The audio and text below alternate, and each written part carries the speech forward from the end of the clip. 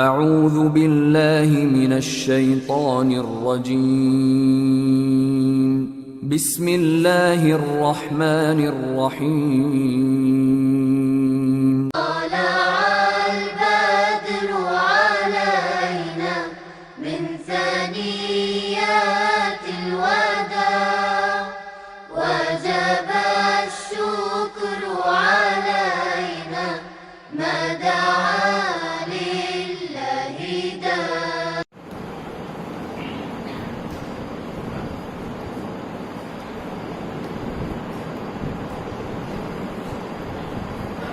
السلام عليكم ورحمة الله وبركاته. الحمد لله رب العالمين والعاقبة للمتقين والصلاة والسلام على رسوله الأمين وعلى آله وأصحابه أجمعين ومن تبعه بإحسان إلى يوم الدين أما بعد. فأعوذ بالله من الشيطان الرجيم بسم الله الرحمن الرحيم. ولقد ذرأنا لجهنم كثيرا من الجن والإنس لهم قلوب لا يفقهون بها ولهم أعين لا يبصرون بها ولهم آذان لا يسمعون بها أولئك كالأنعام بل هم أضل أولئك هم الغافلون. محترم بزرگوں، اسلامی بھائیوں، عزیز بچوں اور قابل احترام میری ماں و بہنوں، بإذن اللہ آج کے اس بیان میں جنوں کی حقیقت قرآن اور حدیث کی روشنی میں اس موضوع پر چند باتیں آپ کے سامنے رکھنے کی کوشش کروں گا. جیسا کہ آپ جانتے ہیں کہ جن ایک مخلوق ہے جسے اللہ تبارک و تعالیٰ نے پیدا کیا ہے. جیسے پروردگار نے ہم بندوں کو پیدا کیا، ہم انسانوں کو پیدا کیا، تو اسی طرح جنات کو بھی اللہ تبارک و تعالیٰ نے پیدا کیا ہے. یہ جن جنہ سے مشتق ہے. جن کے معنی ہوتے ہیں پوشیدہ چیز، چھپی ہوئی چیز کو جن کہتے ہیں.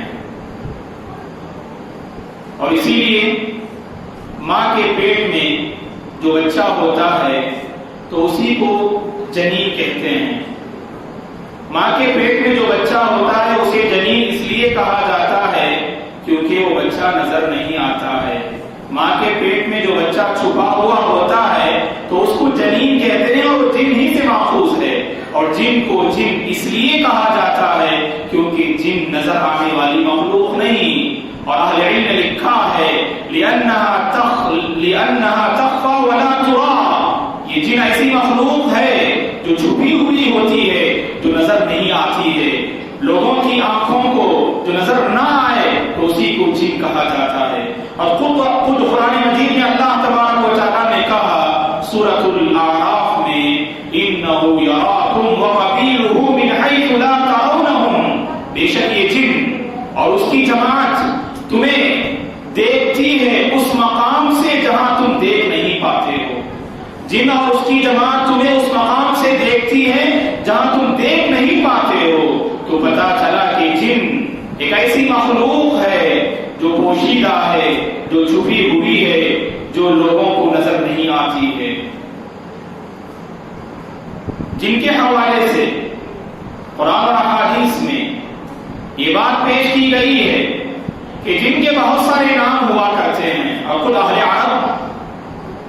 عرب جن کو مختلف ناموں سے یاد کیا کرتے تھے. اگر مطلق جن کہتے تو اس میں اچھے جن بھی شامل ہو جاتے اور برے جن بھی شامل ہو جایا کرتے تھے. اگر بچوں کو تکلیف دینے والے جن ہوتے، چھوٹے بچوں کو تکلیف دینے والے اگر جن ہوتے تو اہل عرب اس جن کا نام دیتے کہ ارواح سے تعبیر کیا کرتے تھے. چھوٹے بچوں کو جو جن تکلیف دیا کرتے ہیں تو ان جنوں کا نام کیا دیتے؟ ارواح دیا کرتے تھے، جو روح کی جماعت ہے. اور اسی طرح وہ جن جو گھروں میں رہتے ہیں، جو آباد گھروں میں رہتے ہیں، جو پکے مکانات میں رہتے ہیں، تو اہل عرب ان جنوں کو عامر کہا کرتے تھے. آباد رہنے والے وہ جن جو پکے مکانات اور گھروں میں رہا کرتے ہیں. اور اسی طرح سے وہ جن کے اندر سرکشی پائی جاتی ہے، جن کے اندر فساد جن کے اندر بگاڑ پایا جاتا ہے تو اہل عرب اس جن کو شیطان سے تعبیر کرتے تھے، اور وہ جن جس کے اندر سرکشی کی کچھ زیادہ مقدار پائی جاتی ہے، جو زیادہ سرکش ہوا کرتے ہیں، تو اس جن کو اہل عرب مارد کہا کرتے تھے۔ اور اسی لیے وہ حدیث آپ کو یاد ہوگی جس حدیث کا تذکرہ اکثر خطباء اور علماء رمضان کے موقع پر کیا کرتے ہیں۔ جب رمضان کا مہینہ آتا ہے تو اللہ تبارک و تعالی جنت کے دروازے کھول دیتے ہیں اور جہنم کے دروازے کو بند کر دیتے ہیں، اور کہا کہ شیاطین میں اور جنات میں جو سرکش ہوا کرتے ہیں اللہ تعالیٰ ان کو بیڑیاں پہنا دیتے ہیں، ان کو جکڑ کے رکھ دیتے ہیں۔ تو حدیث کے الفاظ ہیں مردۃ الشیاطین کے الفاظ آتے ہیں، یہ مردہ جو مارد کی جمع ہے، یعنی زیادہ سرکش شیاطین، جو سرکش شیاطین کے سردار ہوا کرتے ہیں، ان شیاطین کو اللہ تعالیٰ رمضان کے موقع پر بیڑیاں پہنا دیتے ہیں اور انہیں جکڑ کے رکھ دیتے ہیں۔ تو اس سے پتا چلا جن کا ایک نام مارد ہے اور اس کی جمع مردہ ہے۔ اور اسی طرح سے جنوں میں سے ایک اور جن ہے جس کا تذکرہ ہمیں قرآن مجید میں ملتا ہے، جو طاقت کے اعتبار سے، جسم کے اعتبار سے، توانائی کے اعتبار سے، فساد پھیلانے کے اعتبار سے، جو دوسرے جنوں سے جو مختلف ہو، اس جن کو قرآن مجید نے کہا کہ عفریت کہا، قال عفریت من الجن۔ سلیمان علیہ السلام کے دور میں سلیمان علیہ السلام کے تابع جن ہوا کرتے تھے، ہوائیں ہوا کرتی تھی، شیاطین ہوا کرتے تھے۔ جنوں پر آپ کی حکومت، شیاطین پر آپ کی حکومت، ہواؤں پر آپ کی حکومت اور جانوروں پر آپ کی حکومت ہوا کرتی تھی۔ تو سلیمان علیہ السلام نے جب ملکہ سبا کے تخت کا آپ نے مطالبہ کیا تو جنوں میں سے عفریت نامی ایک جن نے کہا کہ میں آپ کے اپنی مجلس میں کھڑے ہونے سے پہلے، اپنے مقام پر کھڑے ہونے سے پہلے میں اس تخت کو آپ کے پاس لا کر رکھ دوں گا۔ تو گویا کہ جن کا ایک نام وہاں پر ہمیں یہ ملتا ہے عفریت۔ تو یہ بہت سارے نام ہیں جن کے جو ہمیں تاریخ میں اس کے حوالے ملتے ہیں۔ ایک تو جن اگر مطلق کہیں تو اس میں اچھے جن بھی شامل ہیں اور برے جن بھی شامل ہیں۔ بچوں کو تکلیف دینے والے جن کو ارواح کہا جاتا ہے، اور پکے مکانات میں رہنے والے جن کو عامر کہا جاتا ہے، اور اسی طرح سے سرکش جو جن ہوا کرتے ہیں انہیں شیطان کہا جاتا ہے، اور سرکش شیاطین کے جو سردار ہوا کرتے ہیں، جو زیادہ سرکشی کیا کرتے ہیں، انہیں مارد کہا جاتا ہے جسمانی اعتبار سے اور طاقت کے اعتبار سے۔ جو بڑے بھاری مرکب ہوا کرتے ہیں انہیں عفریت کہا جاتا ہے۔ یہ جنوں کے نام کے حوالے سے چند باتیں رہیں۔ آئیے اب معلوم کرتے ہیں کہ جنوں کی تخلیق کیسے ہوئی، جنوں کی تخلیق کیسے ہوئی۔ جنوں کی تخلیق قرآن و حدیث کے حوالے سے اگر ہم دیکھیں تو اللہ تبارک و تعالیٰ نے جنوں کو آگ سے پیدا فرمایا ہے۔ جنوں کو اللہ تبارک و تعالیٰ نے آگ سے پیدا فرمایا ہے۔ کہا قرآن مجید میں اللہ تبارک و تعالیٰ نے وَالْجَانَّ خَلَقْنَاهُ مِن قَبْلُ مِن نَارِ السَّمُومِ، کہ ہم نے جنوں کو گرم ہوا کی آگ سے ہم نے پیدا کیا۔ اور پھر قرآن مجید میں سورہ رحمان میں اللہ تبارک و تعالیٰ نے کہا کہ وَالْجَانَّ خَلَقْنَاهُ مِن مَارِجٍ مِّن نَارٍ، آگ کے شعلے سے، آگ کے ٹکڑے سے اللہ تبارک و تعالیٰ نے جن کو پیدا فرمایا ہے۔ اور خود ماں عائشہ رضی اللہ عنہا، صدیقہ بنت صدیق رضی اللہ عنہا فرماتی ہیں، صحیح مسلم کی حدیث ہے، اللہ کے رسول صلی اللہ علیہ وسلم نے فرمایا خلقت الملائکۃ من نور وخلق الجان من نار وخلق آدم مما وصف لكم، فرشتوں کو نور سے پیدا کیا گیا، فرشتوں کو روشنی اور نور سے پیدا کیا گیا، اور جنوں کو آگ سے پیدا کیا گیا، اور آدم کو اس چیز سے پیدا کیا گیا جس چیز کی صفت تمہارے سامنے بیان کی گئی مختلف نصوص میں، یعنی مٹی سے اللہ تبارک و تعالیٰ نے انسانوں کو پیدا فرمایا۔ تو صحیح مسلم کی اس روایت سے اور قرآن مجید کی آیات سے اس بات کا پتہ چلتا ہے کہ اللہ نے جنوں کو آگ سے پیدا فرمایا ہے۔ یہ بات میں اس لیے عرض کرتا ہوں، آپ کو یہ بات معلوم ہونی چاہیے، بعض لوگ ہیں جو جہنم کا انکار کرتے ہیں۔ جہنم کا انکار اس لیے کرتے ہیں، یہ بات اور یہ عقیدہ ہم رکھتے ہیں کہ جہنم اور جنت اللہ تبارک و تعالیٰ نے انسانوں اور جنوں کے لیے پیدا فرمایا ہے۔ جیسے انسان جہنم میں جائیں گے اسی طرح جن اور شیاطین بھی جہنم میں جائیں گے۔ جو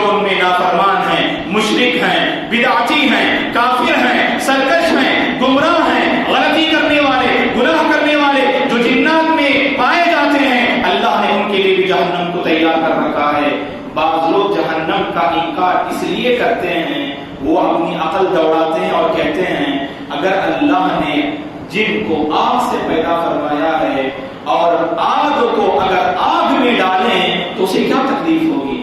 اگر آگ کو آگ میں ڈالیں تو کچھ تکلیف نہیں ہوگی۔ تو گویا کہ جب اللہ نے جن کو آگ سے پیدا فرمایا ہے تو لہذا جہنم میں پھینکنے اور جہنم میں پہنچانے والی بات یہ بے بنیاد ہے، کیونکہ اسے تکلیف نہیں ہوگی۔ اس کا جواب اہل علم نے مختلف انداز میں دیا ہے، اور جیسا کہ آپ نے بارہا سنا ہوگا، اہل علم نے اپنی کتابوں میں لکھا ہے کہ اس دور میں جس دور میں اس طرح کے لوگ پائے گئے، علماء نے ان کا جواب اس طرح سے دیا کہ جب منکرین علماء کے پاس پہنچے تو ایک عالم نے کیا کیا کہ ایک ڈھیلا لیا اور مٹی کا ایک ڈھیلا لے کر انکار کرنے والے، جہنم کا انکار کرنے والے کے جب سر پر مارا تو اس نے کہا کہ مولانا کیا بات ہے، ہم تو بات کر رہے ہیں کہ جہنم کے انکار اور جہنم کو ثابت کرنے کی، اور آپ ہمیں مار رہے ہیں۔ تو اس عالم نے کہا کہ اس مار میں تمہارا جواب پایا جاتا ہے، یعنی تم مٹی سے بنے ہو اور مٹی کا ایک ڈھیلا اگر تمہارے سر پر مارے تو تمہیں تکلیف ہوا کرتی ہے،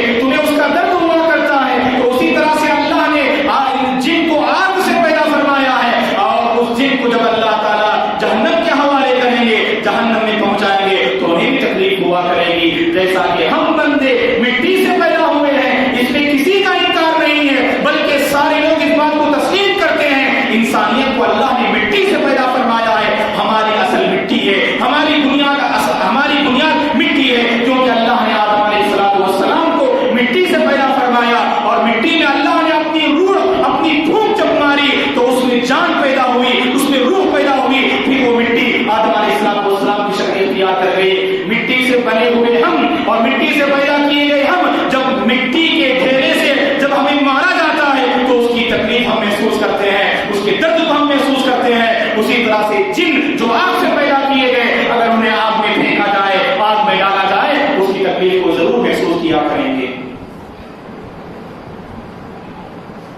اب سوال یہ ہے کہ جنوں کی حیت اور ماہیت کیا ہے؟ جب وہ آگ سے پیدا ہوئے کیا ان کے اندر آگ کی صفت پائی جاتی ہے؟ تو اس کا آسان سے جواب یہ ہے کہ جب انسانوں کو اللہ نے مٹی سے پیدا کیا تو بتائیے کیا مٹی کی کوئی شکل اور حیت ہمارے جسم میں پائی جاتی ہے؟ یا اور بات ہے کہ مٹی کی خاصیت انسان کے صفات میں پائی جاتی ہے، انسان کے نیچر میں، انسان کی فطرت میں مٹی کی بہت ساری طبیعتیں پائی جاتی ہیں جسے سائنسدان ثابت کرتے ہیں اور اہل علم اس کا اعتراف کرتے ہیں۔ لیکن سوال یہ ہے مٹی سے بنایا گیا جو انسان ہے اس کے جسم میں مٹی کی کوئی گویا کی شکل نظر نہیں آتی ہے، تو بالکل وہی بات ہے، ضروری نہیں اللہ نے جب جنوں کو آگ سے پیدا فرمایا آگ کی صفت اس کے اندر موجود ہو۔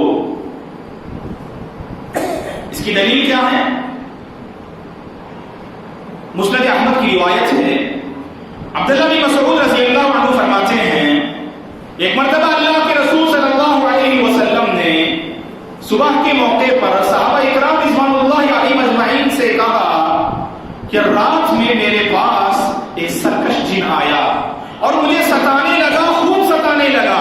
مسند احمد کی روایت ہے، ابن مسعود رضی اللہ عنہ راوی ہیں، فرماتے ہیں کہ اللہ کے رسول صلی اللہ علیہ وسلم نے فرمایا کہ رات کے وقت میرے پاس ایک سرکش جن آیا اور اس نے مجھے خوب ستایا اور خوب ستایا۔ تو اللہ کے رسول صلی اللہ علیہ وسلم نے فرمایا کہ میں نے اس جن کے گلے کو دبوچ لیا تاکہ میں اس کا گلا گھونٹ دوں۔ میں نے اس جن کے گلے کو میں نے دبوچ لیا تاکہ اس کا گلا گھونٹ دوں۔ تو اس جن نے اپنے منہ سے اپنا لعاب نکالا، لعاب کا مطلب تھوک، اس جن نے اپنے منہ سے اپنی تھوک اس نے نکالی، اپنا اس نے لعاب نکالا۔ تو رسول اللہ صلی اللہ علیہ وسلم فرماتے ہیں میں نے اس کی تھوک کو میں نے بالکل ٹھنڈا پایا، اس کی لعاب کو میں نے ٹھنڈا پایا، یہ اللہ کے رسول صلی اللہ علیہ وسلم فرماتے ہیں۔ تو اس حدیث سے ہمیں پتا چلا کہ جنوں کو اللہ نے آگ سے پیدا فرمایا، ضروری نہیں کہ اب جس شکل میں وہ موجود ہیں بالکل آگ والی صفت اس کے اندر موجود ہو، بلکہ دوسری شکل میں موجود ہو سکتے ہیں۔ جیسا کہ آگ کے اندر تو ٹھنڈک نہیں پائی جاتی ہے، آگ کے اندر گرمی نہیں پائی جاتی ہے، اور رسول اللہ صلی اللہ علیہ وسلم یہاں جو واقعہ پیش کرتے ہیں میں نے اس جن کے لعاب سے ٹھنڈک کو میں نے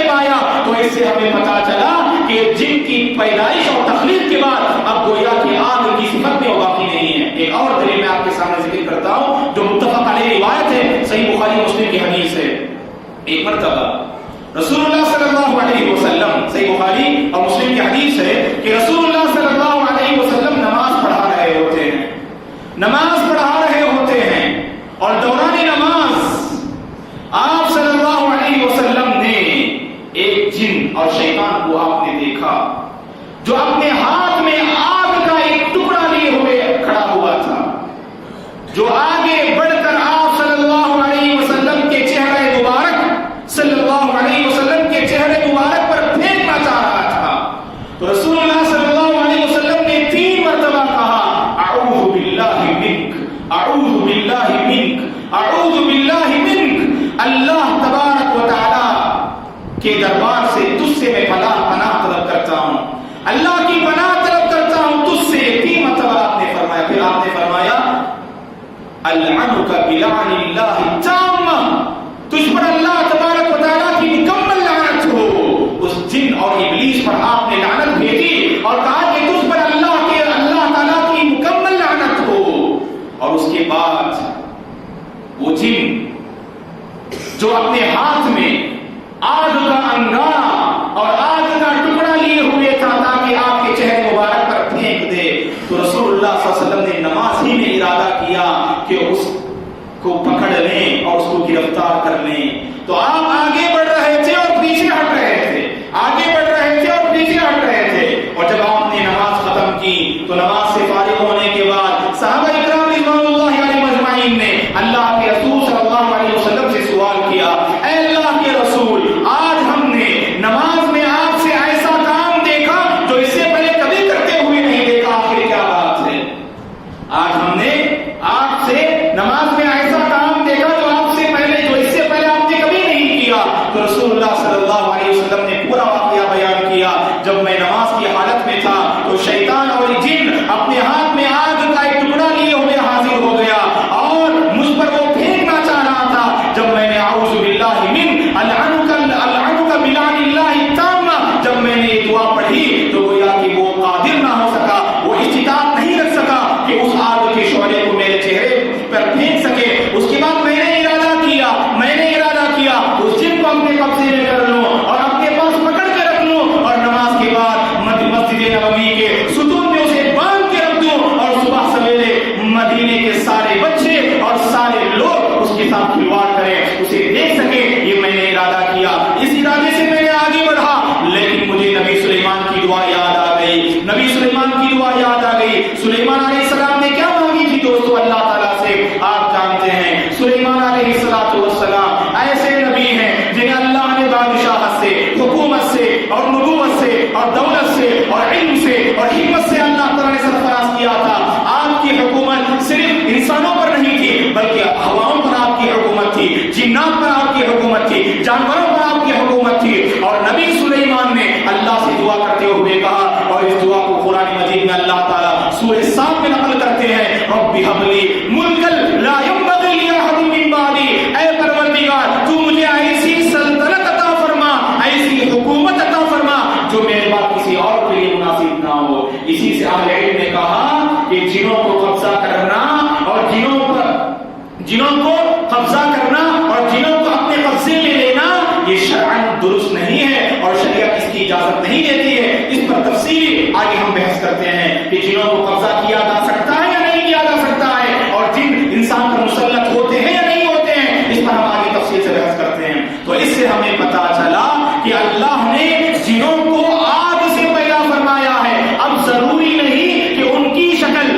ان کی حیت اور ان کی ماہیت اور ان کی شکل و صورت بالکل آگ کی سی ہو۔ اگر ان کی شکل آگ کی سی ہوتی تو جن کو ضرورت نہ تھی آگ کا ٹکڑا لے آنے کی، ہے کہ نہیں؟ اس واقعے سے جو ہم بتانا چاہتے ہیں وہ یہ کہ اگر جن کے اندر وہ گرمی ہوتی آگ کی تو اسے آگ کا ٹکڑا لانے کی ضرورت نہ تھی۔ اور یہ صحیح بخاری اور مسلم کی حدیث سے ہمیں پتہ چلتا ہے، جب آپ نماز پڑھ رہے تھے تو آپ کے چہرے مبارک پر آگ کا ٹکڑا، آگ کا شعلہ پھینکنے کے لیے جن نے اپنے ہاتھ میں آگ کا انگارہ لیے ہوئے تھا۔ تو اس سے ہمیں پتہ چلا کہ جن کی تخلیق آگ سے ہوئی، اب ضروری نہیں کہ اسی شکل میں وہ باقی ہو۔ اب آئیے اس کے بعد ہم معلوم کرتے ہیں کہ جن کا وجود اس روئے زمین اور کائنات میں کیا پایا جاتا ہے یا نہیں پایا جاتا ہے۔ ابن تیمیہ، شیخ الاسلام امام ابن تیمیہ رحمہ اللہ جن کی وفات 720 پر 8 ہجری میں ہوئی، جو 7ویں اور 8ویں صدی کے زبردست عالم دین ہیں، ابن تیمیہ رحمہ اللہ فرماتے ہیں مسلمانوں میں جتنی جماعتیں پائی جاتی ہیں اور جتنے افکار و نظریات کے لوگ پائے جاتے ہیں، سارے مسلمانوں کا اس بات پر اتفاق ہے کہ جن کا وجود ہے، جن نامی ایک مخلوق موجود ہے۔ اور امام الحرمین عبد الملک الجوینی جو شافعیہ کے ایک بہت بڑے عالم گزرے ہیں، تو وہ بھی لکھتے ہیں کہ صحابہ اکرام کی جماعت میں اس بات پر پوری جماعت، صحابہ کی پوری جماعت کا گویا کہ اس بات پر اجماع تھا کہ جنوں کی ایک جماعت پائی جاتی ہے اور جنوں کا وجود ہے۔ اب اس کے بعد جو بہت ساری باتیں ہمارے سامنے آئیں گی تو اس سے آپ کو اندازہ ہوگا دوستو کہ جنوں کا وجود ہے اور جنوں کی حقیقت ہے اور ہمیں اسے تسلیم کرنا ہے۔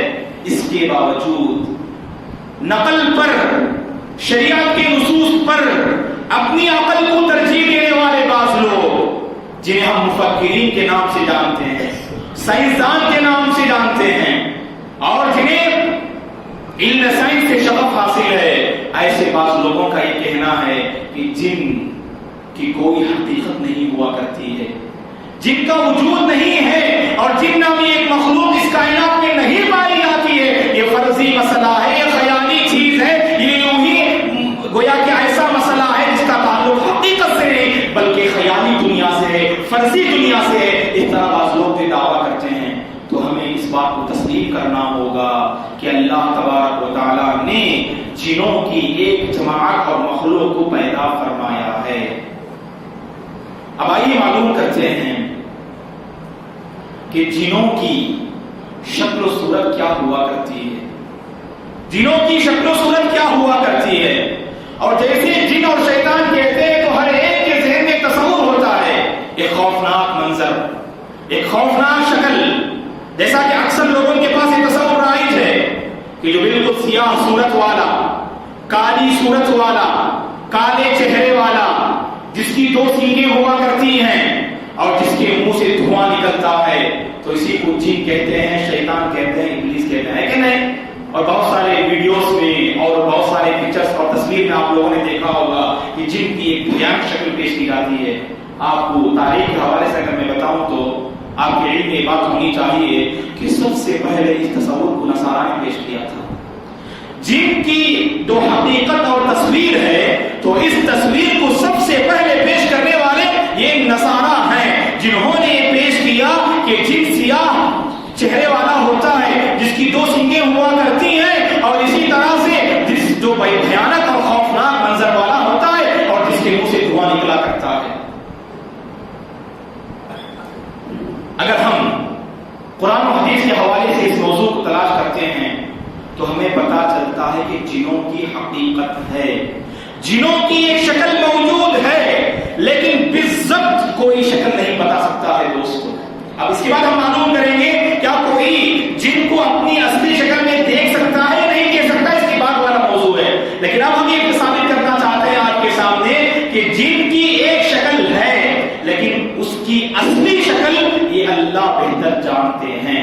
لیکن قرآن مجید اور احادیث میں بعض علامتیں وارد ہیں، بعض نشانیاں ذکر کی ہوئی ہیں، ان نشانیوں کا ہم معلوم کرتے ہیں۔ جیسا کہ قرآن مجید میں اللہ تبارک و تعالیٰ نے سورہ اعراف میں کہا، اور ابتدا میں نے یہ آیت کریمہ آپ کے سامنے تلاوت کی، جس میں اللہ تبارک و تعالیٰ فرماتے ہیں وَلَقَدْ ذَرَأْنَا لِجَهَنَّمَ كَثِيرًا مِنَ الْجِنِّ وَالْإِنسِ، ہم قیامت کے دن جہنم کو بھر دیں گے۔ اللہ ہم سب کی حفاظت فرمائے، اللہ ہم سب کو نار جہنم سے محفوظ رکھے اور جنت الفردوس میں ہمارا داخلہ کرائے۔ اس آیت کریمہ میں اللہ تعالیٰ فرماتے ہیں کہ انسانوں اور جنوں میں سے ایک بڑی تعداد کو ہم جہنم میں بھر دیں گے اور جہنم کے حوالے کر دیں گے۔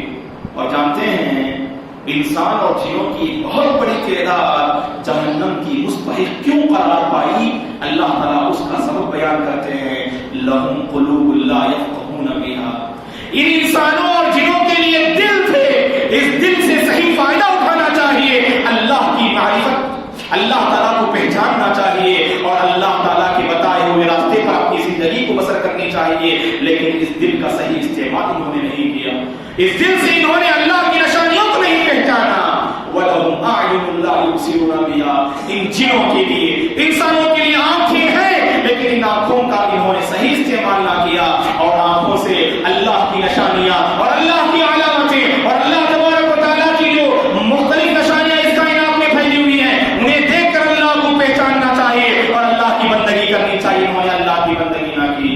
وَلَهُمْ آذَانٌ لَا يَسْمَعُونَ بِهَا، ان انسانوں اور جنوں کے لیے کان بھی ہوا کرتے ہیں جن کے ذریعے سے انہوں نے فائدہ نہیں اٹھایا۔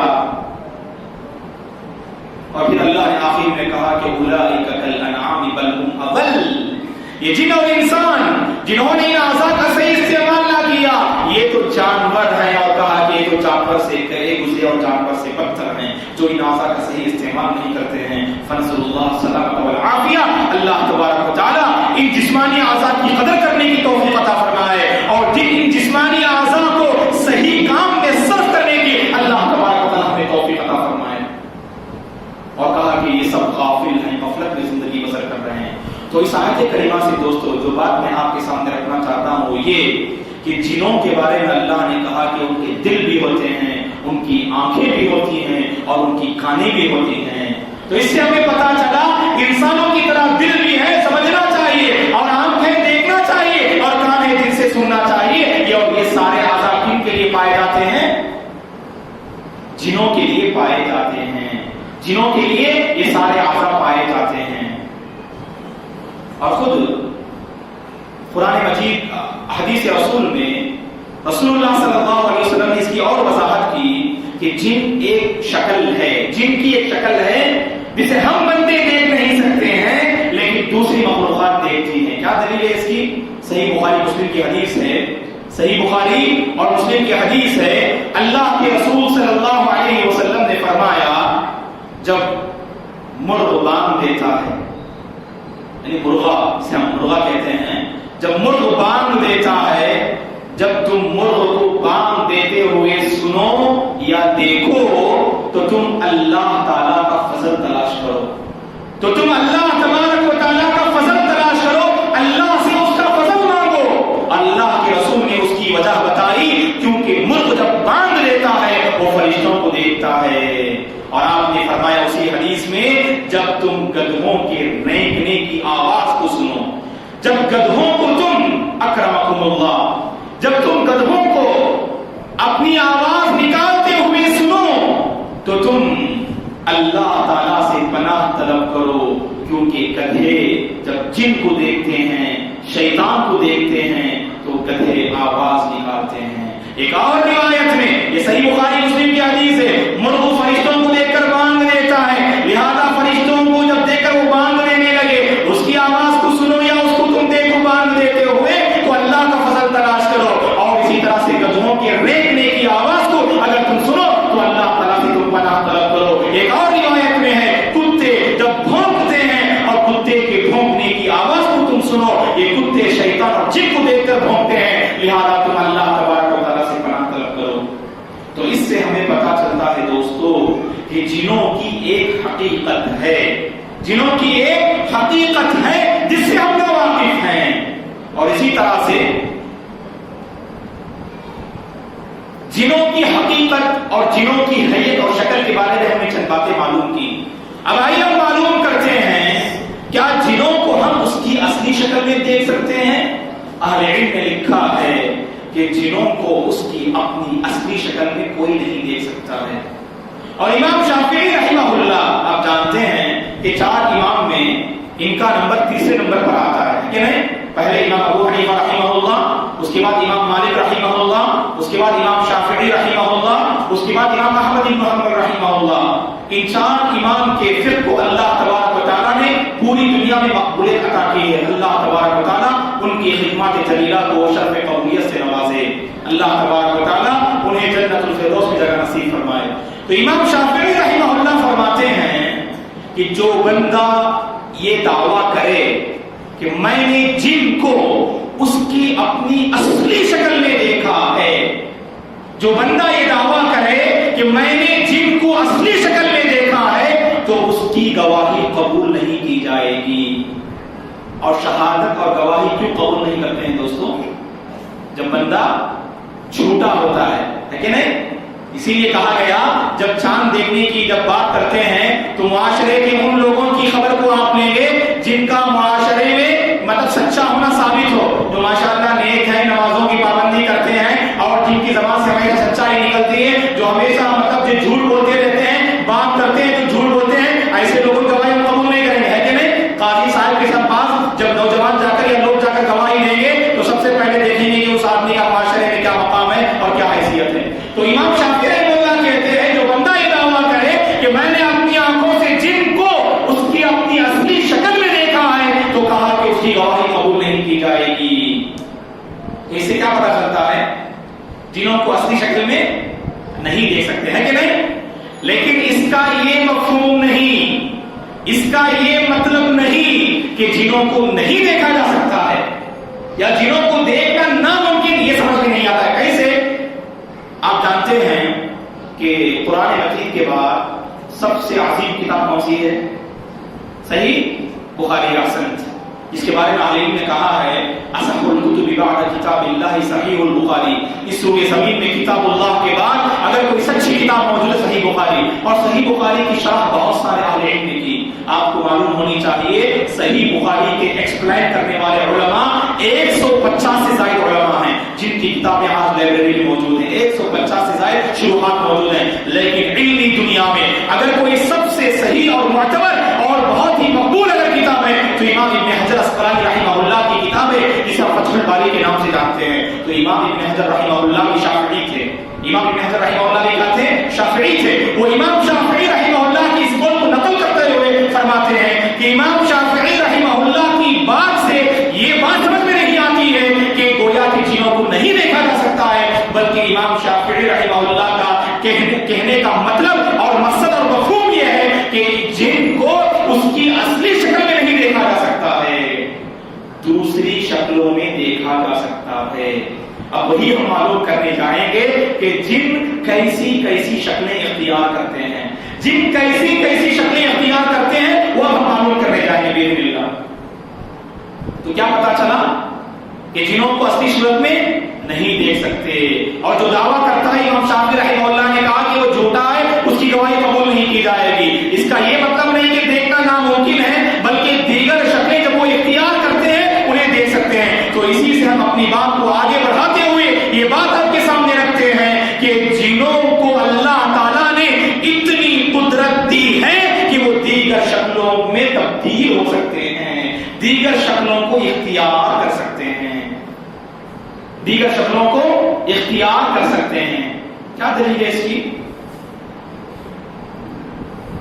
امام الطبرانی رحمہ اللہ نے جو عظیم محدث گزرے ہیں، تو امام طبرانی رحمہ اللہ نے اپنی معجم میں اس حدیث کو نقل کیا ہے، اور جس کے راوی ابو ثعلبہ الخشنی رضی اللہ عنہ ہیں، وہ فرماتے ہیں کہ اللہ کے رسول صلی اللہ علیہ وسلم نے فرمایا الجن ثلاثۃ اصناف، جن تین طرح کے ہوتے ہیں، سب غور سے سنیں، جن تین طرح کے ہوتے ہیں، جن کی پہلی قسم کی وضاحت کرتے ہوئے اللہ کے رسول صلی اللہ علیہ وسلم نے فرمایا بعض جن ہیں جن کے پر ہوتے ہیں جو اڑتے پھرتے رہتے ہیں، بعض جن ہیں جن کے پر ہوتے ہیں جو اڑتے پھرتے رہتے ہیں، اور دوسری قسم آپ نے بتائی بعض جن ہیں جو سانپ اور کتوں کی شکل اختیار کر جاتے ہیں، بعض جن ہیں جو سانپ اور کتوں کی شکل اختیار کر جاتے ہیں، اور جنوں کی تیسری قسم کی وضاحت کرتے ہوئے آپ نے باقاعدہ کوئی شکل تو آپ نے نہیں بتائی، لیکن آپ نے ایک صفت کا تذکرہ فرمایا، آپ نے فرمایا جنوں کی ایک تیسری قسم یہ ہے، تیسری قسم یہ ہے، یہ جن جہاں بھی اترتے ہیں اور پھر نکل کر سفر کرنے لگ جاتے ہیں، صرف گھومتے پھرتے رہتے ہیں۔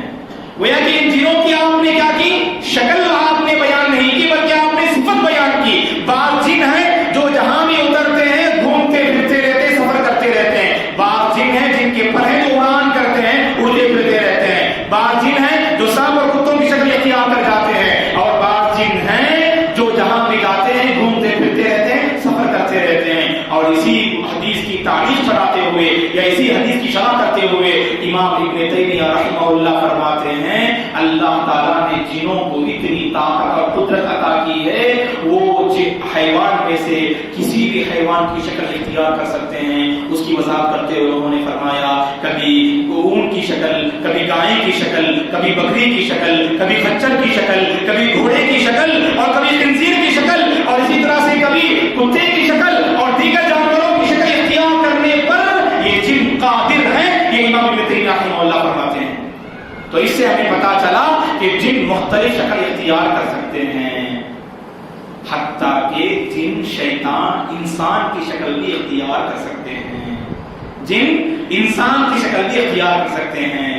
اور سیرت میں بعض ایسے واقعات پیش آئے جن واقعات سے ہمیں اس بات کا علم ہوتا ہے کہ جن اتنی طاقت رکھتے ہیں کہ وہ شیطانی بھیس میں آ سکتے، انسانی بھیس اور انسانی شکل میں آ سکتے ہیں. کیا دلیل ہے اس کی؟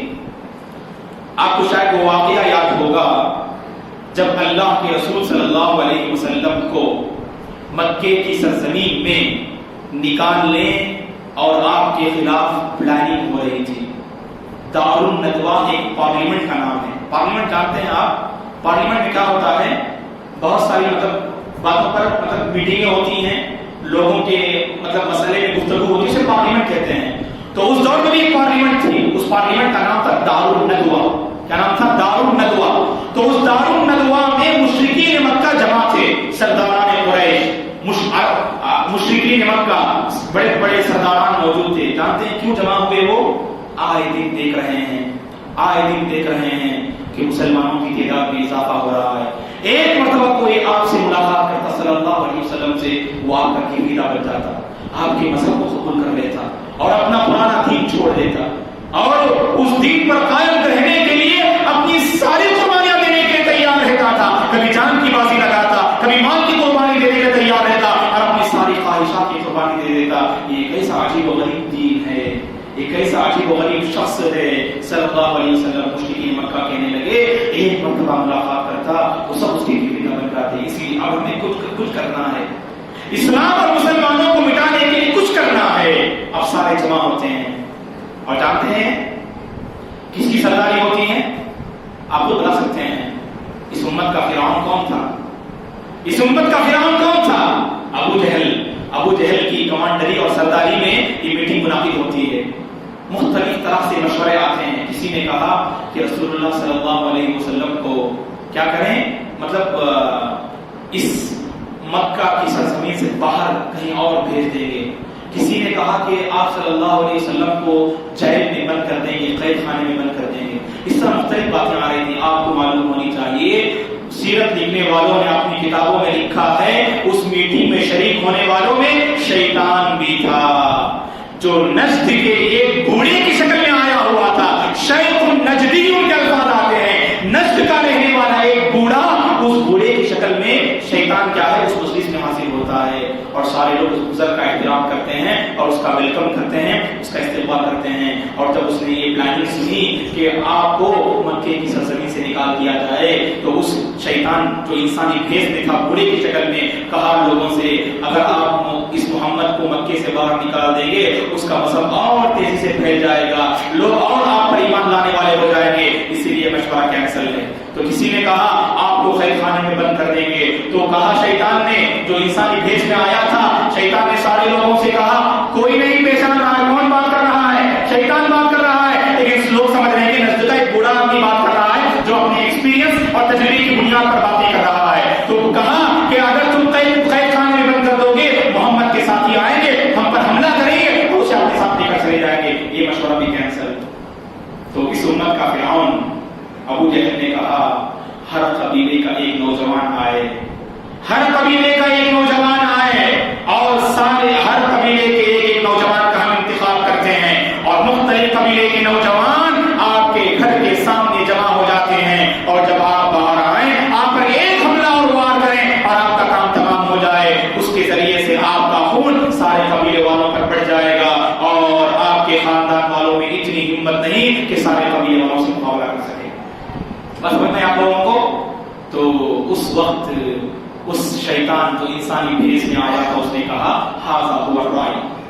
اس نے کیا کہا؟ ھذا هو الرائے، یہی تو فیصلہ مشورہ ہے جس پر عمل کیا جانا چاہیے. تو لہٰذا بات طے ہوتی ہے. تو پتا چلا اس واقعے سے ہمیں کہ جنات کس شکل میں آ سکتے ہیں؟ انسانی بھیس میں آ سکتے ہیں.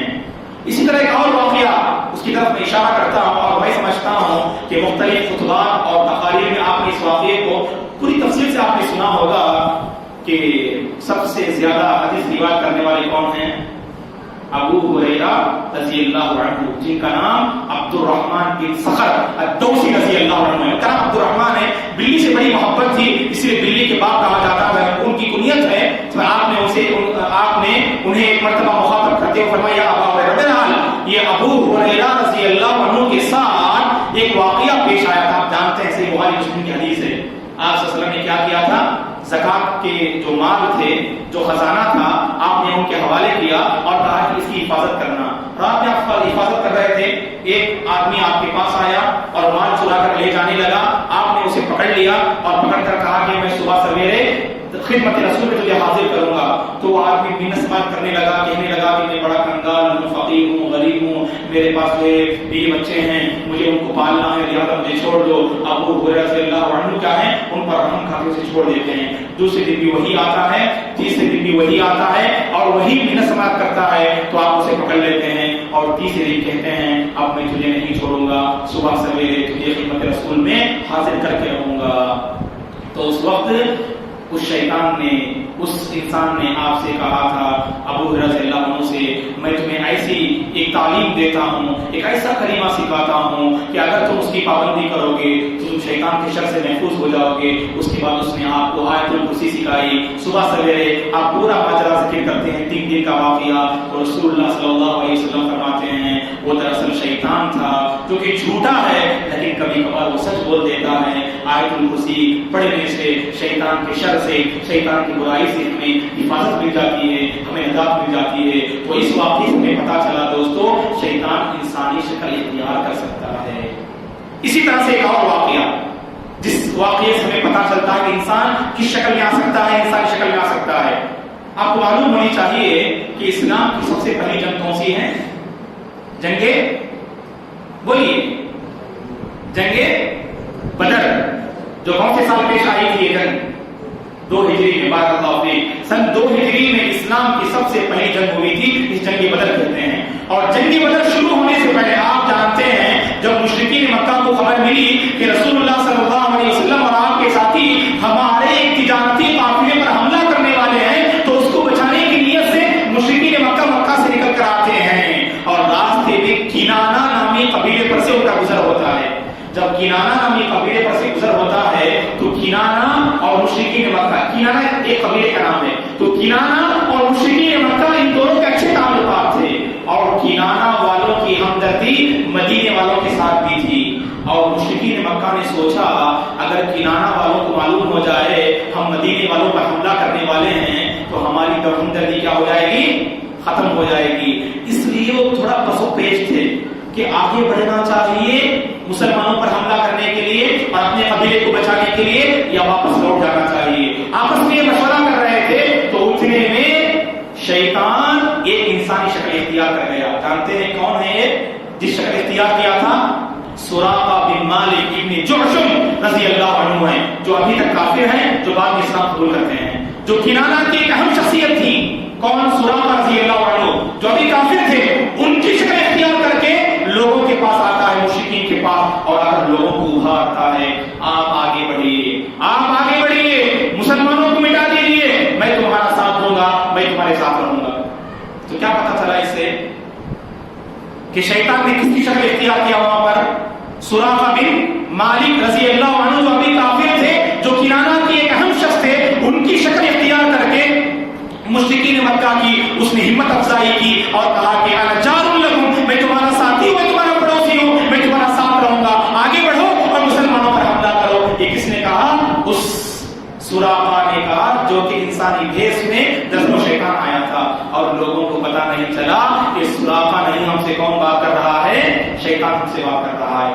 المہم ان چند واقعات سے ہمیں اس بات کا پتا چلتا ہے دوستو کہ جنوں کی ایک شکل ہے، ایک ماہیت ہے، لیکن اسے اپنی اصلی شکل میں ہم دیکھ نہیں سکتے ہیں، لیکن جو دیگر مختلف شکلیں اختیار کرتے ہیں ان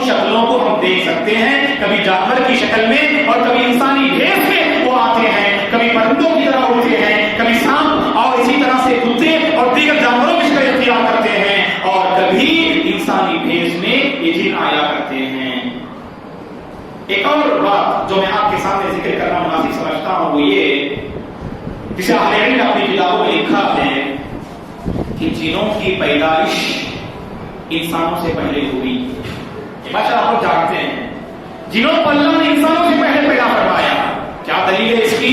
قرآن مجید میں اللہ تعالیٰ نے کہا وَإِذْ قُلْنَا لِلْمَلَائِكَةِ اسْجُدُوا لِآدَمَ فَسَجَدُوا إِلَّا إِبْلِيسَ أَبَى وَاسْتَكْبَرَ وَكَانَ مِنَ الْكَافِرِينَ إِلَّا إِبْلِيسَ۔ ایک اور آیت ہے فَفَسَقَ عَنْ أَمْرِ رَبِّهِ، کہ جب اللہ تعالیٰ نے آدم علیہ السلام کو پیدا کیا، پیدا کرنے کے بعد فرشتوں سے کہا کہ سجدہ کرو آدم کو، سارے فرشتوں نے سجدہ کیا سوائے ابلیس کے۔ ابلیس نے کہا کہ میں آدم کو سجدہ نہیں کروں گا۔ تو گویا کہ پتا چلا کہ آدم کی تخلیق سے پہلے وہاں کون تھا؟ ابلیس تھا، اور ابلیس کے بارے میں اللہ نے قرآن مجید میں کہا کہ الا ابلیس کان من الجن، یہ ابلیس جنوں میں سے تھا۔ ابلیس کون تھا؟ یہ جنوں میں سے تھا۔ اور خود قرآن مجید میں سورہ ہجر کی ایک آیت میں اللہ تعالیٰ فرماتے ہیں والجان خلقناه من قبل من نار السموم، ہم نے جن کو آگ سے پیدا فرمایا، اس سے پہلے۔ کس سے پہلے؟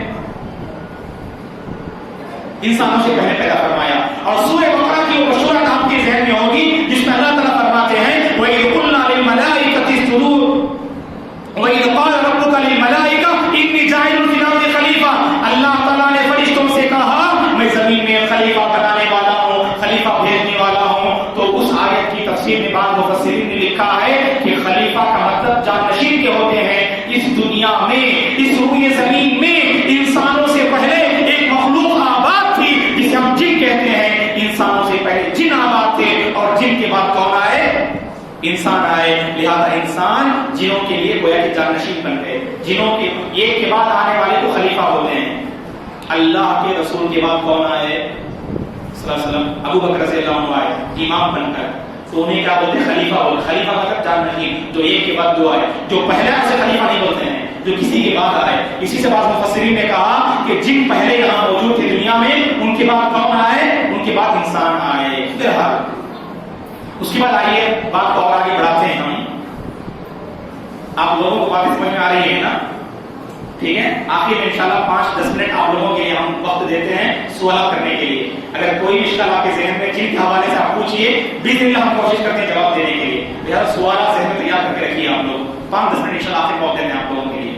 ابھی ہماری باتیں ختم نہیں ہوئی، اور آپ لوگ جو پوچھنا چاہتے ہیں ہمیں پتا ہے، ہم آخر میں انشاءاللہ اس پر بحث کرتے ہیں۔ ٹھیک ہے، بہرحال سنیے کہ جن کیا کھاتے پیتے ہیں، یہ بھی سوال ہے، جنوں کی کیا غذا ہے؟ تو اہل علم نے کہا قرآن حدیث کے حوالے سے کہ جنوں نے ایک مرتبہ رسول اللہ صلی اللہ علیہ وسلم سے آ کر عرض کیا، مسند احمد اور المستدرک للحاکم کی روایت ہے، جنہوں نے ایک مرتبہ، خاص کر جو مومن جن ہیں، جن میں مومن بھی ہیں، کافر بھی ہیں، بدعتی بھی ہیں، مشرکین بھی ہیں، اچھے بھی ہیں، برے بھی ہیں، ہے کہ نہیں؟ تو مومن جنہوں نے اللہ کے رسول صلی اللہ علیہ وسلم سے آ کر کہا اے اللہ کے رسول ہمارا کیا کھانا ہونا چاہیے، ہم کیا کھائیں آپ بتائیں۔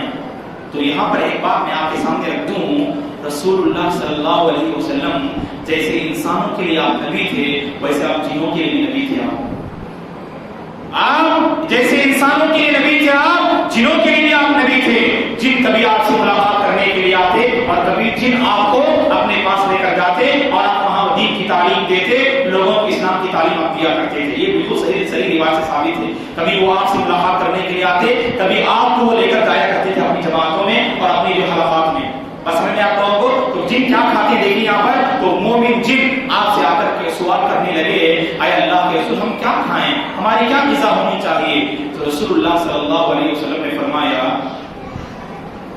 وہ جانور جسے اللہ کے نام پر ذبح کیا جائے اس جانور کی ہڈی تمہارے لیے غذا ہے۔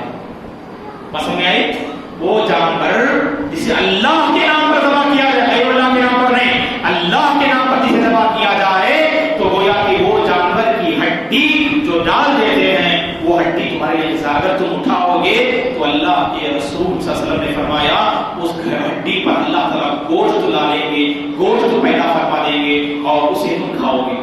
جب تم اس ہڈی کو اٹھاؤ گے تو اس ہڈی میں اللہ، ہم تو گوشت باقی نہیں رکھتے ہیں، گوشت مکمل ختم کر کے دے دیتے ہیں کہ نہیں، سمجھ رہے نا، مکمل صاف کر کے آپ پھینک دیتے ہیں۔ تو اللہ کے رسول نے فرمایا کہ جب تم اٹھاؤ گے تو اللہ اس پر گوشت پیدا فرما دیں گے، وہ تمہارے لیے غذا ہے۔ اور گوبر جانتے ہیں تو گوبر تو جانتے ہیں، گوبر جو جانوروں کی جو گندگی ہوتی ہے، اور فرمایا اللہ کے رسول نے تمہاری جو سواریاں ہوتی ہیں، تمہارے جو جانور ہوتے ہیں، جنوں میں بھی جانور ہوتے ہیں، جنوں کی سواریاں ہوتی ہیں، اور آپ نے فرمایا تمہارے جو جانور ہوتے ہیں ان جانوروں کی غذا یہ جانوروں کے گوبر ہے۔ جو ہم دیکھتے ہیں گوبر کیا ہے، یہ ان کی غذا ہے۔ اسی لیے صحیح مسلم کی روایت ہے اللہ کے رسول صلی اللہ علیہ وسلم نے فرمایا کہ تم کبھی ہڈی سے اور گوبر سے کبھی استنجا صاف نہ کرنا۔ پانی نہ ملے تو آپ کس سے صاف کر سکتے ہیں؟ پتھر سے صاف کر سکتے ہیں کہ نہیں؟ پتھر سے آپ اپنے اس مقام کو آپ صاف کر سکتے ہیں جس مقام پہ گندگی لگی ہوئی ہے۔ پیشاب یا پاخانہ کرنے کے بعد آپ کیا کر سکتے ہیں؟ پتھر سے صاف کر سکتے ہیں۔ پتھر نہ ملے تو کس سے صاف نہیں کریں گے آپ؟ ہڈی سے اور گوبر سے صاف نہیں کریں گے۔ آپ نے اس کا ریزن بتایا، کیونکہ یہ مومن جنوں کی غذا ہڈی ہے اور جانوروں کی غذا کیا ہے؟ یہ گوبر ہے۔ اور دیگر جو جن ہوتے ہیں، جو نافرمان جن، جو مشرک جن، جو گنہگار جن، ان کی غذا جانتے ہیں کیا ہوتے ہیں؟ وہ جانور جسے غیر اللہ کے نام پر ذبح کیا گیا ہو۔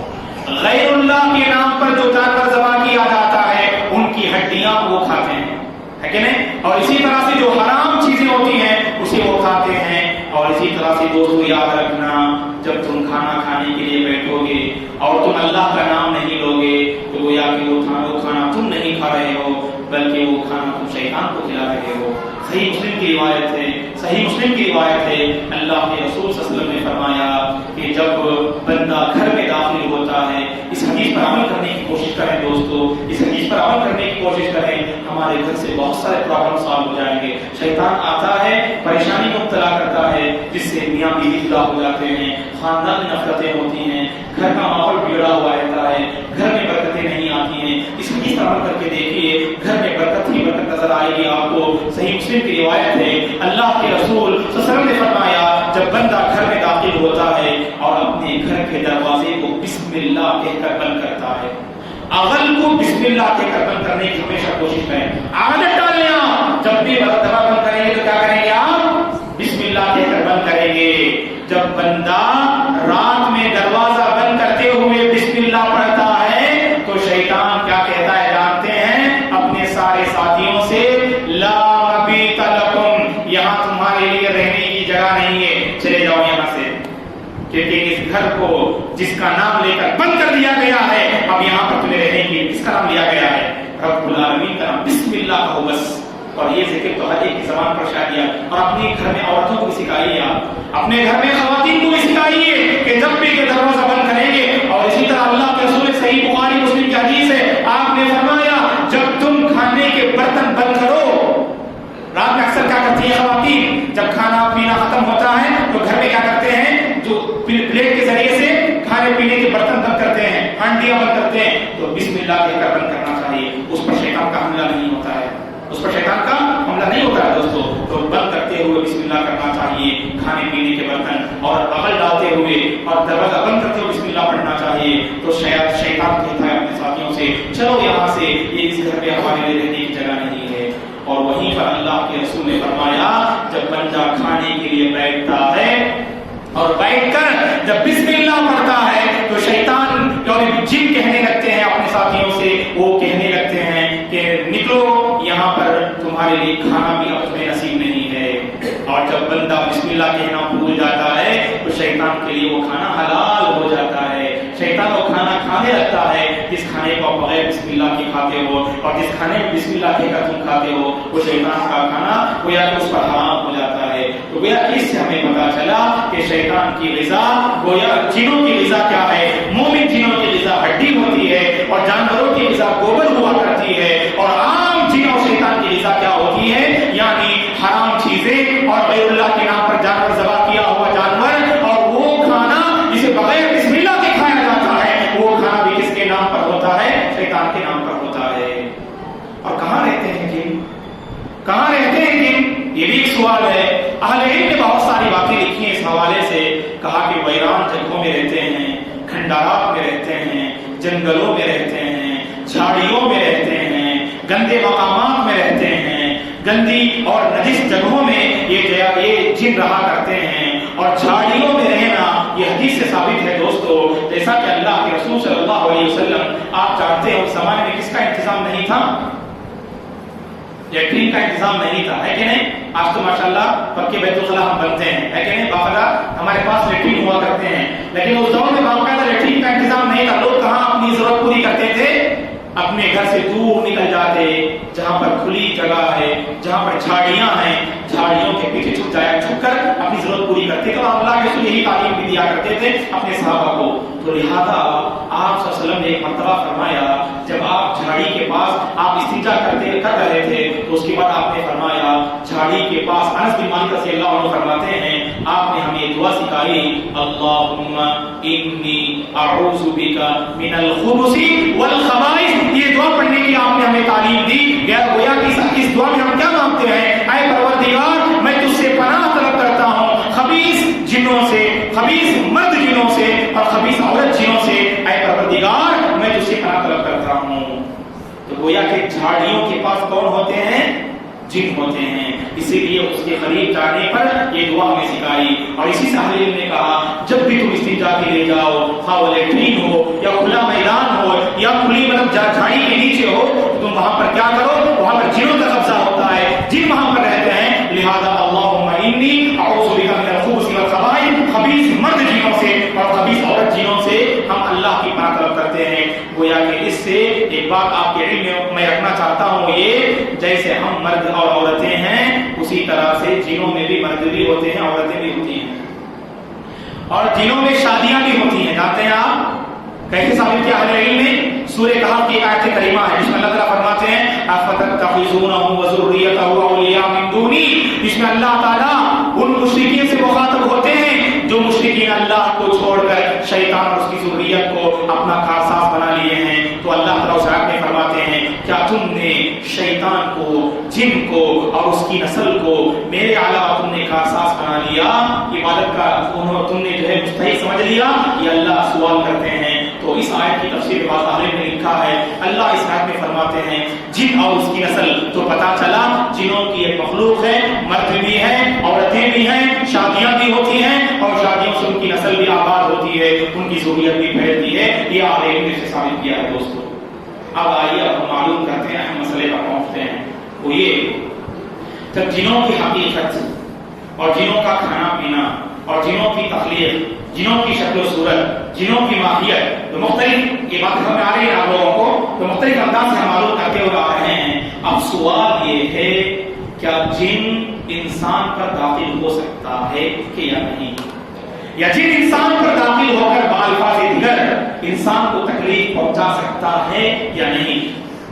یہ بات ذکر کرنے سے پہلے ایک مختصر بات آپ کے سامنے رکھنا مناسب سمجھتا ہوں، وہ یہ کہ جن اور شیاطین انسان کو تکلیف دینے کے لیے بہت سارے حربے استعمال کرتے ہیں، بہت سارے ہتھ کنڈے ہیں، بہت ساری چال بازیاں ہیں، بہت ساری مکاریاں ہیں۔ ایک مستقل ٹاپک ہے، ایک مستقل موضوع ہے، باذن اللہ کبھی ہم معلوم کرتے ہیں اس پر۔ لیکن اب یہاں جو ہم معلوم کرنے جا رہے ہیں وہ یہ کیا انسانی جسم میں داخل ہو کر کیا اس کے اندر اتنی طاقت ہے، کیا وہ بے نقصان پہنچا سکتا ہے، نہیں پہنچا سکتا ہے؟ بعض اہل علم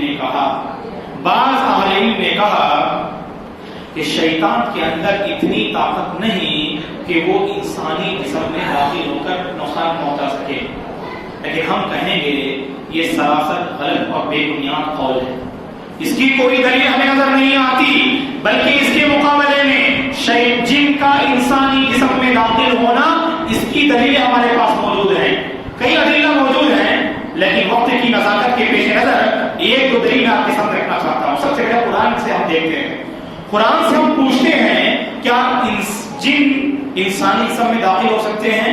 قرآن نے اس حوالے سے ایک بات کو نقل کیا ہے، وہ یہ سورہ بقرہ میں اللہ تبارک و تعالی سود لینے والوں کے بارے میں اللہ نے اس لعنت سے محفوظ فرمائے، سود کی بری بلا سے اللہ تعالیٰ ہماری حفاظت بڑی بری بلا ہے، بڑا جرم ہے، جو اللہ کو ناراض کرنے والا، جو اللہ کی ناراضگی کو مول لینے والا جرم ہے۔ کوشش کریں اس لعنت سے، اس برائی سے، اس جرم سے اپنی زندگی کے دامن کو محفوظ رکھنے کی ہر ممکن کوشش کریں، اور اللہ سے دعائیں بھی کریں اللہ تعالیٰ ہمیں اس طرح کی نحوستوں سے ہماری زندگی کے دامن کو محفوظ رکھے، آمین۔ تو اللہ نے سود کے حوالے سے قرآن مجید میں کہا جو سود کھاتے ہیں، جو سود یعنی وڈی جو کھاتے ہیں، ان کے بارے میں اللہ نے کہا کہ ان کا حشر قیامت دن کیا ہوگا۔ الذین یأکلون الربا لا یقومون الا کما یقوم الذی یتخبطہ الشیطان من المس۔ اس آیت میں اللہ تعالیٰ فرماتے ہیں جو سود کھاتے ہیں یہ لوگ کل قیامت کے دن حشر کی عدالت میں، حشر کے میدان میں کھڑے نہیں ہو سکتے ہیں۔ اگر کھڑے ہونا بھی چاہیں تو ویسے ہی کھڑے ہوں گے۔ اور سنیے، یہ کھڑے نہیں ہو سکتے ہیں، کون؟ وڈی کھانے والے کھڑے نہیں ہو سکتے ہیں، ان کے اندر اتنی طاقت نہیں ہوگی کھڑے ہوں گے۔ اگر کھڑے ہونا بھی چاہیں گے تو ویسے کھڑے ہوں گے جیسے کہ ایک بندہ جسے شیطان نے اپنے قبضے میں لے لیا ہے، جس انسان کو شیطان نے چھو لیا ہے، جس انسان کو شیطان نے اپنے قبضے میں لے لیا ہے، تو وہ انسان جیسے کھڑا ہوگا پورے نڈھال کمزوری کے ساتھ کھڑ نہیں سکتا ہے۔ دوستو، ہم نے اپنی آنکھوں سے یہ واقعات دیکھے ہیں کہ جس انسان پر شیطان کا قبضہ ہوتا ہے وہ بندہ کھڑا نہیں ہو سکتا۔ جانتے ہیں آپ، 2-3 آدمیوں کے سہارے جو چل پاتا ہے وہ بندہ، تو اللہ تعالیٰ یہی فرماتے ہیں وہ کھڑے نہیں ہو سکتے ہیں۔ اگر کھڑا ہونا بھی چاہیں تو گویا کہ اس انسان کی طرح کھڑا ہوگا جس انسان کو شیطان نے اپنے قبضے میں لے لیا ہے۔ تو پتہ کیا چلا، شیطان انسان کو اپنے قبضے میں لیتا ہے اور انسان کے جسم میں آتا ہے۔ اسی کی وضاحت کرتے ہوئے اللہ کے رسول نے فرمایا ان الشیطان یجری من الانسان مجری الدم، بے شک شیطان انسانی جسم میں اس طرح دوڑتا ہے جیسا کہ خون انسانی جسم میں دوڑتا ہے۔ اس علم نے کہا کہ شیطان، جن اور بری مخلوق انسانی جسم میں سرایت کر سکتی ہے۔ ایک اور دلیل آپ کے سامنے ذکر کرتا ہوں، وہ یہ ابن ماجہ کی روایت ہے، سنن ابن ماجہ کی روایت ہے۔ دیکھیے اللہ کے رسول صلی اللہ علیہ وسلم کے دور میں اس طرح کا واقعہ پیش آیا، جن انسانی جسم میں داخل ہوا اور اللہ کے رسول نے علاج کیا۔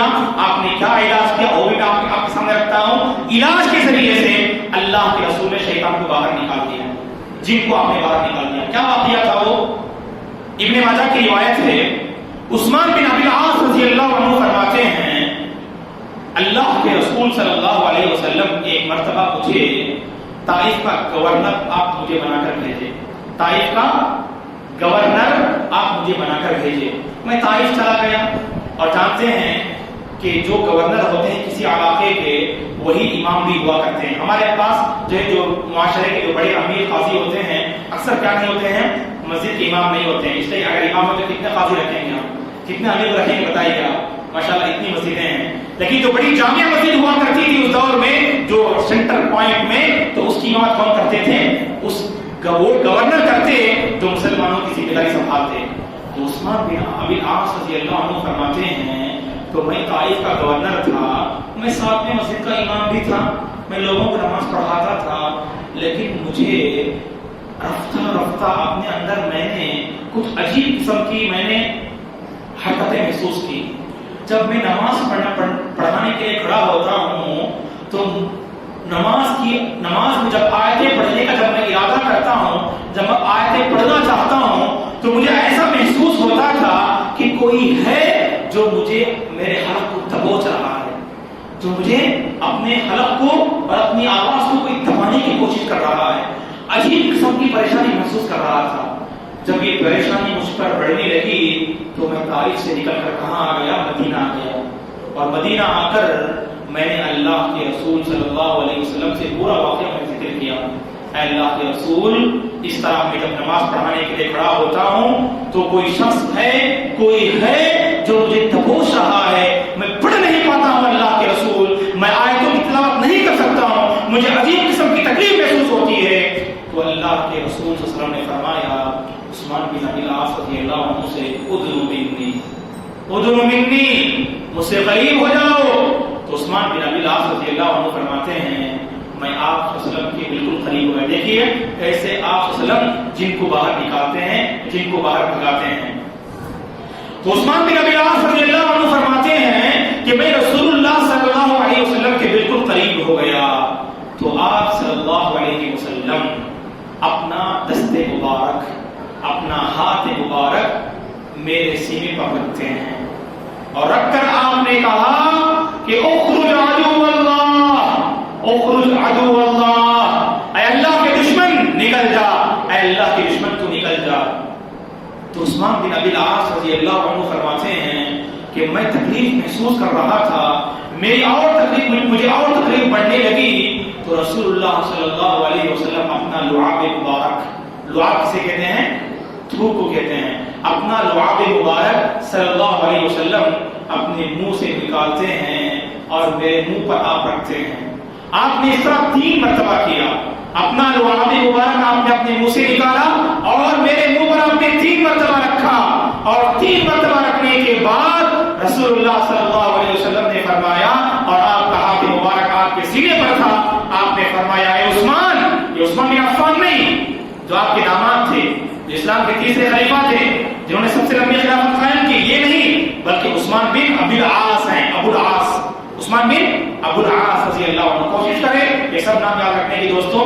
تو عثمان بن ابی العاص رضی اللہ عنہ فرماتے ہیں اس کے بعد اللہ کے رسول نے فرمایا اب آپ تم طائف جا سکتے ہو, تمہیں کوئی کسی قسم کی پریشانی لاحق نہیں ہوگی. عثمان بن ابی العاص رضی اللہ عنہ فرماتے ہیں میں طائف آیا اور طائف آنے کے بعد میں اس کے بعد اپنی ذمہ داری, امامت کی ذمہ داری, لوگوں کے معاملات کو سنبھالنے کی ذمہ داری میں نبھانے لگا. اس کے بعد میں نے اس قسم کی شکایت کبھی میں نے محسوس نہیں کی, گویا کہ وہ چیز مجھ پر سے نکل گیا. تو گویا کہ اس واقعے سے جو سنن ابن ماجہ کی صحیح روایت ہے تو اس روایت سے ہمیں اس بات کا پتہ چلتا ہے دوستو انسان کے جسم میں اللہ تبارک و تعالی نے شیطان اور جن کو داخل ہونے کی صلاحیت اور طاقت اللہ تبارک و تعالی نے عطا کی ہے. یہ ان نصوص اور ان واقعات سے ہمیں پتہ چلتا ہے دوستو. لہذا اب ایسی صورتحال میں سوال یہ پیدا ہوتا ہے, جن کی ایک مخلوق ہے, ان کی اپنی شکل و صورت ہے جو مختلف شکل میں ظاہر ہوتے ہیں, تو اب سوال یہ پیدا ہوتا ہے کہ جن جب انسانی جسم میں داخل ہونا جب یہ ثابت ہے تو اس سے بچنے کے لیے ہم کیا کرنا چاہیے دوستو. سب سے پہلی بات یہ ہے دعاؤں کا اہتمام کیا کریں دوستو. دعاؤں کے ساتھ ہمارا گہرا رشتہ ہونا چاہیے, اللہ سے ہمارا گہرا تعلق ہونے کی یہ واضح دلیل ہے. ہم اللہ کے ساتھ ان دعاؤں کے ذریعے سے اپنا رشتہ مضبوط کیا کریں. دعائیں انسانی زندگی میں رنگ لے آتی ہیں, دعائیں تقدیر کو بدل دیتی ہیں, دعائیں زندگی میں حیرت انگیز انقلاب لے آتی ہیں اور دعائیں زندگی کو بدل کے رکھ دیتی ہیں دوستو. تو دعاؤں کے ساتھ ہمارا تعلق ہونا چاہیے. خصوصاً اذکار کا اہتمام کیا کیجیے, صبح اور شام کے اذکار کا اہتمام کیجیے. ہمیں دنیا کے بڑے بڑے فارمولے یاد رہتے ہیں, بڑی بڑی چیزیں ہم یاد رکھ لیتے ہیں, جب دعاؤں کی بات یاد آتی ہے, جب دعاؤں کی بات آتی ہے, اذکار کی بات آتی ہے, ہم مولانا سے سوال کرتے ہیں کیا مولانا ہم اردو میں کر سکتے ہیں, کیا مولانا اس کا ٹرانسلیٹ ہم تمل اور اردو میں ہم مانگ سکتے ہیں. کوشش کریں دوستو جو دعائیں, جو اذکار صبح اور شام کے ثابت ہیں, شاید یہاں پر بھی لکھی ہوئی دعائیں نہیں ہیں تو نماز کے بعد کے اذکار ہیں, ہونا تو یہ چاہیے کہ مساجد میں صبح اور شام کے اذکار بھی رکھنا چاہیے تاکہ جو مصلی آتے ہیں نماز میں وقتاً فوقتاً نماز کے بعد تھوڑی دیر دیکھا کریں. روزانہ ایک ایک دعا, ایک دن میں 5 وقت کی نماز میں ایک ایک دعا یاد کریں گے تو چند دنوں میں پوری دعائیں یاد کر لے سکتے ہیں دوستو, جن کا اہتمام رسول اللہ صلی اللہ علیہ وسلم صبح کیا کرتے, شام کیا کرتے. اگر ہم نے دعاؤں کا اہتمام کیا, اذکار کا اہتمام کیا, ذکر کا اہتمام کیا, اللہ کی ذات سے دوستو کبھی امید رکھیے یہ ساری بلاؤں سے ہم محفوظ رہ سکتے ہیں. یہ جنات, یہ بری بلائیں, یہ شیاطین اور جو بری بلائیں اور بری آفتیں جو ہماری زندگی کے اطراف میں گھومتی پھرتی رہتی ہیں, جس سے ہماری زندگی میں بہت ساری پریشانیاں آتی ہیں دوستو, ان بلاؤں سے, ان مصیبتوں سے ہم چھٹکارا پا سکتے ہیں. تو عہد کیجیے, ابھی اس مجلس میں آپ عہد کیجیے, اللہ سے مانگیے کہ آنے والے چند دن میں صبح کے سارے اذکار میں یاد کر کے رہوں گا اور شام کے سارے اذکار میں یاد کر کے رہوں گا. اگر ہمارا یہ زندگی کے ساتھ ان دعاؤں کا ہمارا اگر گہرا رشتہ رہا, گہرا تعلق رہا, یہ ساری ہمارے قریب نہیں آئیں گی دوستو. اذکار کا اہتمام کریں صبح اور شام کا, دعاؤں میں مشغول رہیں. اور اعوذ بکلمات اللہ التامات من شر ما خلق صبح میں 3 مرتبہ اور شام میں 3 مرتبہ تو صحیح روایت سے ثابت ہے, وہ پڑھنے کی کوشش کریں. مختصر سی دعا ہے لیکن اس دعا سے آپ شیطان سے محفوظ رہ سکتے ہیں. اعوذ بکلمات اللہ التامات من شر ما خلق. اور اسی طرح سے قل هو اللہ احد, قل اعوذ برب الفلق, قل اعوذ برب الناس رات میں سوتے ہوئے 3 مرتبہ پڑھ کر سونے کی کوشش کریں. سبحان اللہ 30 پر 3 مرتبہ, الحمدللہ 30 پر 3 مرتبہ, اللہ اکبر 30 پر 4 مرتبہ, یہ 3 سورتیں 3 مرتبہ, آیت الکرسی 1 مرتبہ. اگر ان اذکار کا, ان دعاؤں کا, ان آیات تک آپ اہتمام کر کے سوئیں گے, شیطان کے شر سے محفوظ رہ سکتے ہیں دوستو. اور اللہ کا رسول کا معمول تھا, جیسا کہ صحابہ نقل کرتے ہیں, رات کے موقع پر جب آپ ان دعاؤں کا اہتمام کرتے, ان آیتوں کو پڑھتے, تو آپ اپنے جسم پر مل لیا کرتے تھے, اپنے جسم پر پھونک لیا کرتے تھے. یہ بالکل صحیح روایت سے ثابت ہے. لہٰذا اس طرح ہمارا اہتمام ہونا چاہیے. اور ہم سمجھتے ہیں ہم میں سے یہاں جتنے لوگ ہیں شاید ان میں سے کوئی ایسا بندہ نہیں ہوگا جسے 3 سورتیں یاد نہ ہو. قل هو اللہ احد, قل اعوذ برب الفلق, قل اعوذ برب الناس. کوشش کریں, آج سے عہد کریں, جب بھی رات میں سوئیں یہ 3 سورتیں 3 مرتبہ بسم اللہ پڑھ کر سوئیں گے انشاءاللہ. اور اسی طرح سے آیت الکرسی, عظیم آیت, قرآن مجید کی سب سے بہترین اور عظیم آیت. اللہ لا الہ الا هو الحی القیوم لا تأخذه سنة ولا نوم له ما في السماوات وما في الأرض من ذا الذي يشفع عنده إلا بإذنه يعلم ما بين أيديهم وما خلفهم ولا يحيطون بشيء من علمه إلا بما شاء وسع كرسيه السماوات والأرض ولا يؤوده حفظهما وهو العلي العظيم. یہ آیت بظاہر بڑی لگتی ہے دوستو, لیکن چھوٹی آیت ہے. کوشش کریں یاد کر لیں. اگر یاد نہ ہو سکے تو قرآن مجید کو دیکھ کر ہی صحیح, لیکن رات میں پڑھ کر سونے کی کوشش کریں. انشاءاللہ شیطان سے, جن سے ہم محفوظ رہ سکتے ہیں. دعا ہے کہ اللہ تبارک و تعالی ہم میں سے ہر ایک کو جنات کی جو حقیقت اور جو مختلف باتیں ہمارے سامنے آئیں ان پر عقیدہ رکھنے اور ایمان رکھنے کی توفیق عطا فرمائے. اور جنوں سے بچنے اور چھٹکارا پانے کے لیے قرآن و حدیث میں جو مختلف دعائیں, جو اذکار اور جو آیتیں اور جو سورتیں جن کی طرف نشاندہی کی گئی ہیں, ان اذکار, ان دعاؤں کا اہتمام کرنے کے رب العالمین ہمیں توفیق عطا فرمائے. اور ہماری زندگی کے ساتھ ان دعاؤں کا گہرا رشتہ اور اذکار کا گہرا رشتہ قائم کرنے اور پیدا کرنے کی رب العالمین ہم میں سے ہر ایک کو توفیق عطا فرمائے. اس موقع پر میں ابھی 5 منٹ آپ کے لیے وقت دیتا ہوں کہ اگر آپ چاہیں تو سوال کر سکتے ہیں, خاص کر اس موضوع سے متعلق جناب کے حوالے سے. کیا شیخ ابراہیم صاحب اجازت ہے نا 5 منٹ کی؟ بارک اللہ فیکم. بس اسی بار ہم اپنی بات ختم کر لیں گے کیونکہ آپ کے لیے وقت ہو رہا ہے. بارک اللہ فیکم. بہت دیر سے آپ ہمارے ساتھ رہے. اللہ تعالیٰ یہاں بیٹھنے کو قبول فرمائے اور اللہ تعالیٰ اس کے بدلے آنے والی زندگی آپ کی روشن فرمائے, آپ کے مستقبل پر اللہ روشن کرے, اور جو مصیبتیں پریشانیاں اللہ تعالیٰ دور فرمائے, آپ کے علم میں, مال میں اور عمل میں اللہ تعالیٰ برکت دے. اور جیسے رب العالمین نے ہم سب کو یہاں جمع فرمایا ہے تو اسی طرح سے رب العالمین جیسے اللہ نے یہاں ہمیں جمع فرمایا ہے جنت الفردوس میں بھی ہم سب کو جمع فرمائے. جی سوال یا ان کی نیابت کر سکتے ہو, آپ سوال کر سکتے ہیں. ہاں جی بالکل. اہل علم نے کہا ہے کہ اس حوالے سے کوئی ساری روایت نظر نہیں آتی ہے موت کے حوالے سے, لیکن جیسے ان کی اپنی نسل ہے, ان کے اپنے مطلب مرد ہیں, عورتیں ہیں, شادی بیاہ ہوتے ہیں, ان کے اپنے معاملات ہیں, تو یا اس سے آپ اس کی بات کر سکتے ہیں کہ انہیں بھی موت ہوتی ہے لیکن ان کی شکل بہتر جانتے ہیں, مطلب ان کی شکل پر اللہ بہتر جانتے ہیں. جی لیکن ابلیس جو ہے جس کے بارے میں ہمارا یہ ایمان ہے کہ قیامت تک اسے موت نہیں آئے گی, کیونکہ اس نے اللہ سے وعدہ کیا تھا اے پروردگار مجھے یوم معلوم یعنی قیامت تک مجھے مہلت دے, اور اللہ سے مہلت دی ہے اور قیامت تک ابلیس کو جو شیطان کا سردار ہے اسے موت نہیں آئے گی. اور جی جان لینے کا ذریعہ بن سکتے ہیں وہ, جان لینے کی ذمہ داری صرف فرشتوں کی ہے, جان نہیں لے سکتے ہیں وہ لیکن جان لینے کا سبب بن سکتے ہیں. جیسا کہ عالم نے لکھا ہے کہ جن جو انسانی جسم میں داخل ہوتے ہیں, داخل ہو کر کسی پارٹ کو, کسی عضو کو خراب کر کے چھوڑ دیتے ہیں, وہ حصہ کام ہی نہیں کرے گا, یا اس طرح اثر انداز ہوتے ہیں, مکمل کمزور ہو جاتے ہیں اور اتنا کمزور ہو جائیں گے کہ ہم موت کے قریب ہو جائیں. واضح.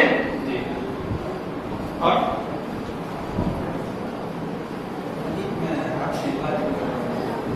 مسجد میں عبادت کرتے ہیں.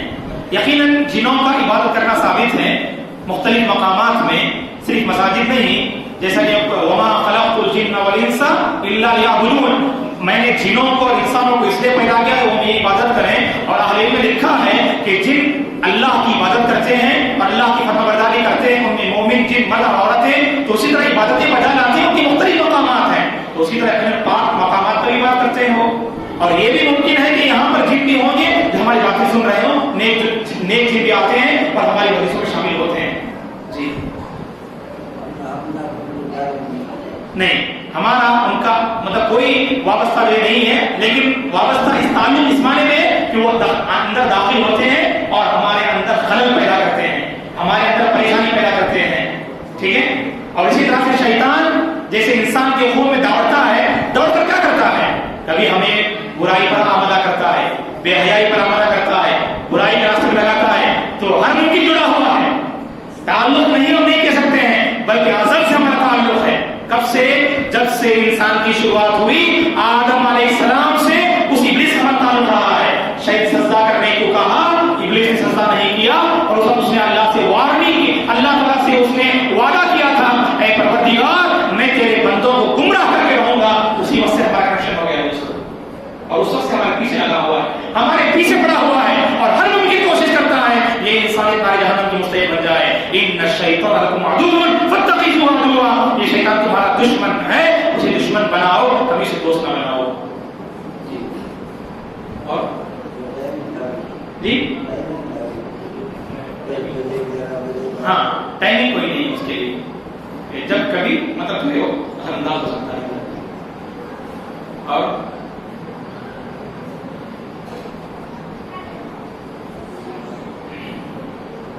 ٹھیک ہے، اسی پر اتفاق کرتے ہیں. اگر کوئی اس بات اشکال ہو تو ہم یہاں پر کرناٹی میں موجود ہیں، آپ چاہیں ان شاء اللہ ہم سے رابطہ کر سکتے ہیں. اللہ جزاک خیر دے. اللہ تبارک و تعالیٰ ہم سب کو علم نافع سے مالا مال کرے، یہاں بیٹھنے کو قبول فرمائے اور جو کچھ ہم نے نصیحتیں حاصل کی ہیں اس موضوع کے حوالے سے اللہ تبارک و تعالیٰ ان نصیحتوں کے مطابق سب سے پہلے مجھے عمل کرنے اور ہم میں سے ہر ایک عمل کرنے کی توفیق عطا فرمائے. پھر دوبارہ اللہ سے مجھے دعا کرتا ہوں کہ رب العالمین نے جیسے ہم سب کو یہاں پر جمع فرمایا ہے جنت الفردوس میں رب العالمین ہم میں سے ہر ایک کو جمع فرمائے. آمین. اقول قولي هذا واستغفر الله لي ولكم ولسائر المسلمين من كل ذنب فاستغفروه انه هو الغفور الرحيم. والسلام عليكم ورحمه الله وبركاته.